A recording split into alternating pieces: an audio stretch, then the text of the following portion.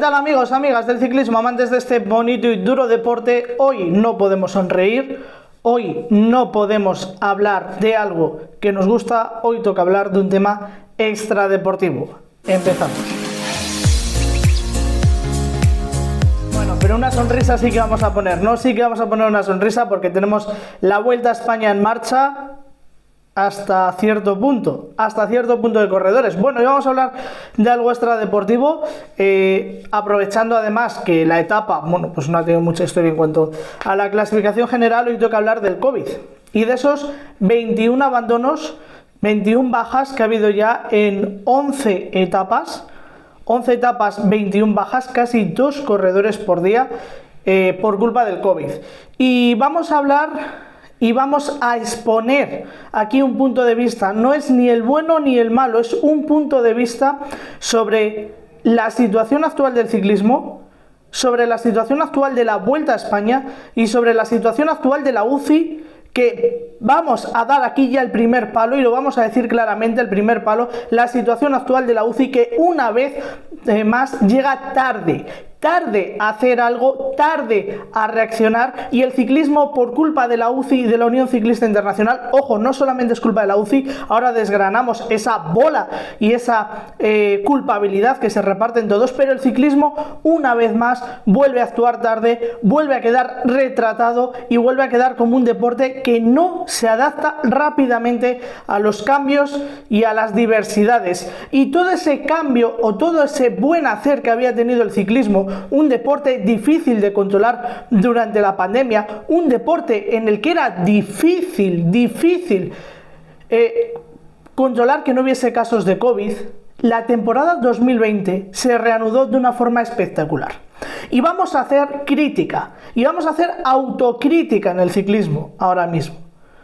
Vamos a hacer autocrítica, pero antes vamos a hablar de los grandes logros que ha tenido este deporte en una pandemia que no era fácil de gestionar, en una pandemia o una temporada, la 2020, que no fue fácil, que ningún deporte lo tuvo fácil. Y el ciclismo se reanudó de manera profesional, eso sí, el 1 de agosto, con carreras anteriormente, entre ellas, por ejemplo, la Vuelta a Burgos, que fue una de las primeras carreras que reanudó el ciclismo, cuando otros deportes, como el fútbol, por ejemplo, se reanudaron a principios de julio. Y es cierto que había muchas dudas de cómo se propagaría un virus en un pelotón de 180 corredores caminando 6 horas continuamente, y de cómo una carrera, un circo, porque una gran vuelta o una vuelta por etapas o una clásica de un día es un circo, el ciclismo es un circo, como un circo andante, rodante, de hotel en hotel, de cada día dormir en un hotel.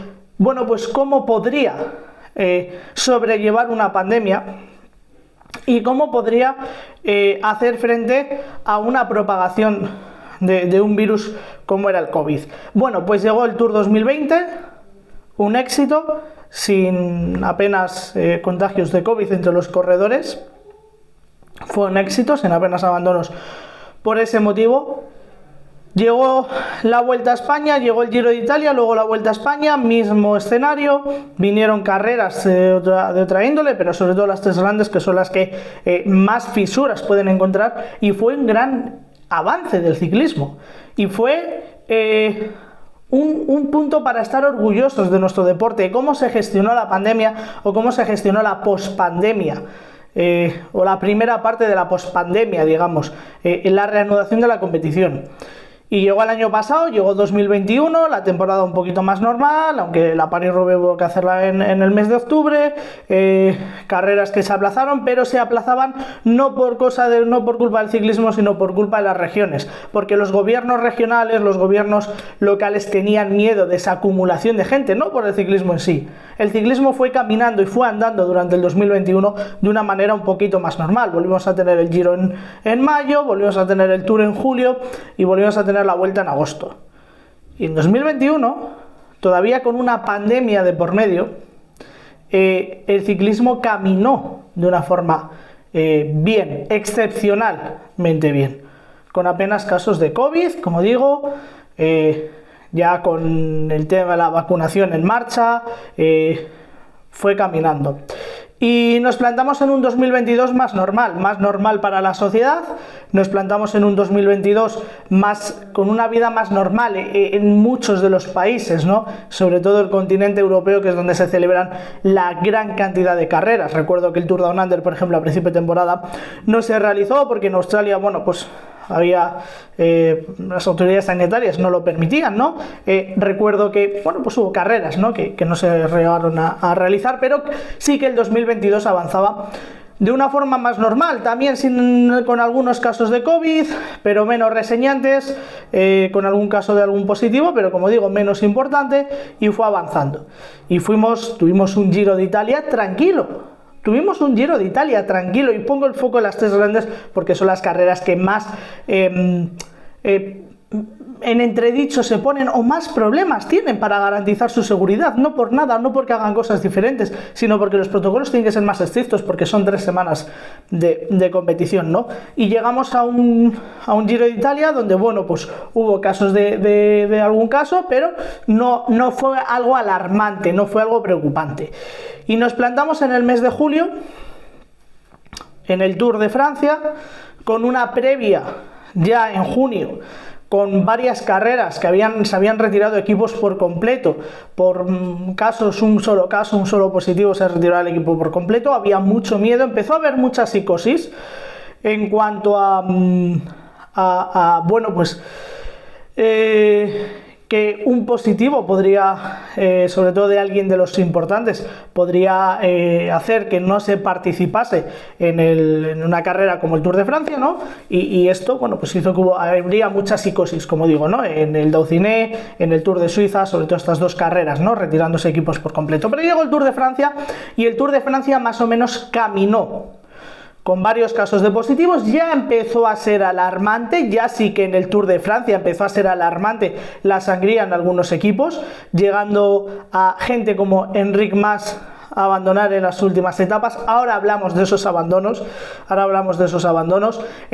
llegando a gente del Emirates abandonando, otros en carrera, pero fue muy extraño. No sé si os acordáis aquella mañana en la que Mike había dado positivo, pero continuaba en carrera, pero era muy raro porque iba solo. Bueno, una circunstancia rara cuanto menos. Una circunstancia rara, ¿no? Pero avanzó. El Tour de Francia avanzó, terminó. Muchos decían, no, es que si uno de los favoritos a la general hubiese dado positivo, no nos habríamos enterado. Bueno, no sé si alguno acabó con COVID o no acabó con COVID, sobre todo de los que acabaron en el podio. Pero bueno, fue una circunstancia alarmante, pero llegó ahí, no pasó a más, digamos. Y nos plantamos en la Vuelta a España. Aquí la previa ha sido mucho menos psicótica, digamos, mucho menos miedo. En las carreras anteriores no ha habido tantos casos de COVID, sobre todo pienso en la Vuelta a Burgos, estas carreras, ¿no? Que ha habido ahí un poco de intermedio antes de la Vuelta, y nos plantamos en la salida de Holanda. Nos plantamos en la salida de Holanda para una nueva edición de la Vuelta a España. 2 años después de una pandemia, con unas normas dictadas por la UCI y con unas directrices, ¿no?, que seguir. Bueno, el protocolo que tiene la Vuelta a España es parking de equipos cerrado. Tanto protocolo que tiene directrices que vienen de la UCI. Cerrado tanto para prensa que no haya pasado un test COVID, uno cada día de descanso, y prensa solamente que va toda la vuelta, no prensa que va X días. Cerrado. Para el público, lógicamente, burbuja de carrera. Burbuja de carrera que bueno, pues que se respeta, pero no se respeta lógicamente tanto. No tengo certezas 100%, pero tampoco tengo dudas de que no se respeta 100%. Bueno, certezas. Bueno, 100% como era en el caso más duro de la pandemia, pero es que también es lógico y normal. No podemos no podemos llegar a nadie y reprocharle que no se respete la burbuja de carrera el 100%, porque la circunstancia, y que se respete como era hace 2 años, es que la circunstancia no es la misma. Y la circunstancia de hace 2 años es absolutamente diferente. Ahora la mayoría de personas, sobre todo que interviene en una carrera como la Vuelta a España, ya sea interviene de forma activa, entiéndase de forma activa como aquellas personas que prensa, organización, equipos, etcétera, están vacunadas, mínimo con 2 vacunas y algunos ya con las 3 vacunas. La circunstancia no es la misma. El público también está vacunado. Y a esto nos plantea un ciclismo diferente. Un ciclismo que se ha cerrado en la pandemia, que se ha hermetizado. Y un ciclismo que es un deporte diferente. Es un deporte diferente básicamente porque tiene normas o estándares diferentes. Y aquí voy a empezar a hablar de una cosa y sé que no tiene nada que ver con los positivos, pero es que quiero terminar hablando de los positivos, pero es que lo engloba todo. Ahora tenemos un híbrido, tenemos una cosa rara. No tenemos un ciclismo abierto en salidas y llegadas, pero tampoco lo tenemos cerrado 100%, porque es un híbrido, es una cosa rara. Por lo que he dicho, porque el parking de equipos se respeta, la burbuja de carrera se respeta, pero hasta cierto nivel, hasta cierto punto. El ciclismo necesita volver a abrirse. El ciclismo necesita volver a abrirse a los aficionados, porque los vestuarios, ya no hablo de que el estadio del ciclismo es el mundo entero, ¿no? Y es cualquier carretera. Los vestuarios es el parking de autobuses. El parking de autobuses que está al lado de tu casa, que sale hoy la etapa de Villalmonte del Páramo. De un pueblecito pequeño de la ciudad, de la provincia, de no sé dónde, y sale de ahí. Esa es la esencia del ciclismo, tanto que nos gusta decir aquí esencia. Suscríbete, por cierto. Esa es la esencia del ciclismo. Y eso se ha cerrado y se tiene que volver a abrir, porque eso es el ciclismo. Pero ¿qué pasa? Y aquí es donde intervienen los positivos, los 21 abandonos que tenemos por positivo en la Vuelta a España. ¿Qué es lo que pasa? Que hay una psicosis. Hay un miedo instaurado en el ciclismo a dar positivo. A dar positivo, y un miedo que entiendo que lo tengan los equipos, porque un positivo te manda para casa. Un positivo, 2 positivos, 3 positivos, como ha tenido hoy el equipo Kern Pharma, manda a 3 corredores para casa. Y deja a un equipo que venía con 5 corredores, con 8 corredores, perdón, le deja con 5. Y eso deportivamente afecta mucho. Deportivamente afecta mucho. ¿En qué interviene aquí la UCI? Aquí la UCI interviene en que otra vez vamos mal, tarde y haciendo las cosas con una lentitud asombrosa. Vivimos en una sociedad abierta. Vale, entiendo que el uso de la mascarilla para el trato con los propios corredores tengan ese uso de la mascarilla. Esas medidas yo las entiendo. Pero si tenemos un uso de una mascarilla, ¿por qué no abrimos? ¿Por qué no abrimos? Volvemos a abrir el ciclismo. Porque hay un miedo de dar positivo. Pero ¿qué implica un positivo hace 2 años? Hace 2 años un positivo implicaba algo que no se conocía, algo que podía producir una enfermedad, podía producir que alguien lo pasase mal. No es porque tú fueses positivo, porque tú podías ser positivo exactamente igual que ahora y ser asintomático, sino porque el de al lado podía contagiar. Eso era un problema. Ahora ese problema está limitado. El COVID ahora lo tenemos más normalizado y lo tenemos que normalizar entre la población.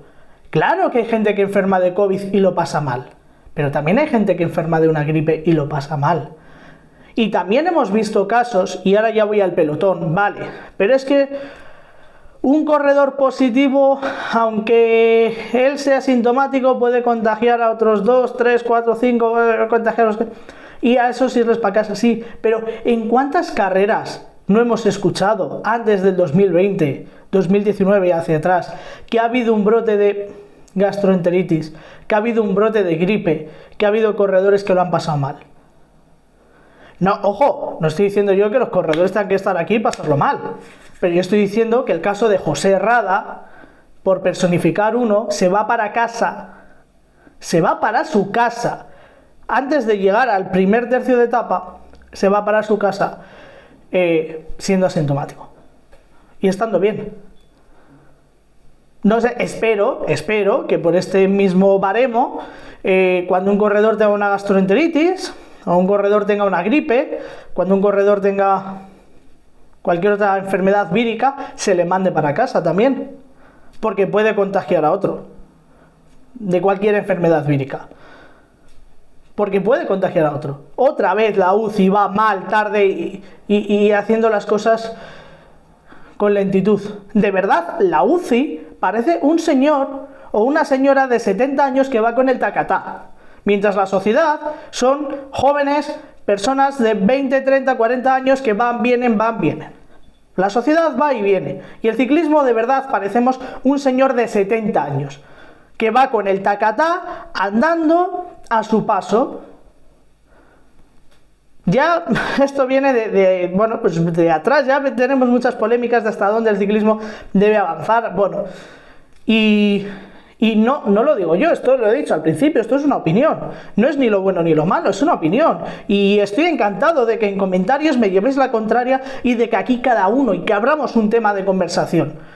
Estoy encantado porque es un tema de mucho debate, pero no es una cosa que diga yo, es una cosa que dice Juan Joroz. Es una cosa que para aquellos que nos veis desde España y hayáis visto la retransmisión de la etapa en televisión española, también dice Carlos de Andrés, que poco más que yo sabe de esto, bastante más que yo sabe del mundo del ciclismo y del pelotón. Y luego vamos al caso de que ¿por qué hay tantos positivos en el ciclismo? ¿Se hacen test? Hay más positivos que en lo peor de la pandemia. ¿Se hacen más test ahora? No, se hacían más test antes. ¿Por qué? Cuando en ningún otro ámbito de la sociedad, y voy a utilizar otra frase otro ejemplo que había puesto el propio Carlos de Andrés, que en el equipo de televisión española, y aquellos que hayáis visto una etapa, cualquier etapa de la Vuelta, el equipo de televisión española es grande, no está habiendo tantos positivos. Hay que analizar el porqué. Y hay que analizar el corredor que hay que mandar para casa y el corredor que no. Y esto tiene otra lectura. Primer año de ascensos y descensos.